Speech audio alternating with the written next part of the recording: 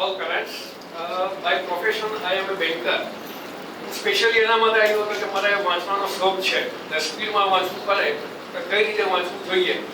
Generally આપણે શું કહેવું કે આફ્ટર સમ ટાઈમ આપણે ભૂલી જઈએ છીએ, 10, 15, 20 વર્ષ પછી આપણે ગ્રેજ્યુએશન પછી સ્પીડ આપણી ઘટી જાય છે.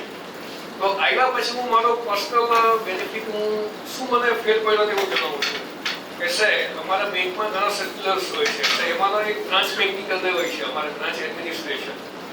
એની અંદર અમારે જે કોન્ટ્રોલ હોય, હું આસિસ્ટન્ટ વાઇસ પ્રેસિડેન્ટ છું ને અમારે આખું સૌરાષ્ટ્ર હું જોઉં છું, 7 બ્રાન્ચીસ છે. ત્યારે અમારે કોન્ટ્રોલ હોય તો I can give example point wise with page wise, point ને પેજ વાઇઝ. તો એનો અલગ જ આખો જે શું કહેવું કે ઇફેક્ટ અલગ જ આવે છે કે રેગ્યુલર આપણે વાત કરતા હોઈએ અને આ રીતે વાત કરીએ એનું અલગ એ ઇફેક્ટ આવે છે. એક વસ્તુ એ છે. બીજી વસ્તુ કે ધર્મેશ્વરે કીધું તે રીતે કે આનો બેનિફિટ તમારા જે છોકરાઓને મોકલેલા છે એ શાળામાં સબ કાર્ય એના માટે કર્યું છે કે ઇન કેસ એ લોકો ઇન્ટરવ્યુમાં ગયા અને ઇન્ટરવ્યુમાં જે સમયે 2 કે 3 ક્વેશ્ચન હોય ને 2 થી 5 સેકન્ડનો સમય હોય આપણી પાસે, ને જે સમયે રિકોલ કરવાની આપણે પદ્ધતિ બતાવી છે ને 2 સેકન્ડમાં યાદ નહીં આવ્યું કે 5 સેકન્ડમાં યાદ નહીં આવ્યું ને એ 5 મિનિટ પછી યાદ આવ્યું કે 2 મિનિટ પછી યાદ આવે, તો એનો કોઈ મતલબ નથી.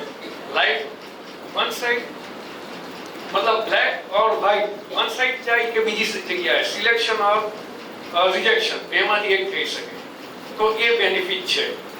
બીજી વસ્તુ કેવું કે આપણા સમયે છે 10, 15, 20 વર્ષ પહેલા આ રીતે આપણી પાસે ઓપોર્ચ્યુનિટી નહીં હતી કે આ રીતે ક્લાસીસ ચાલતા નહીં હતા.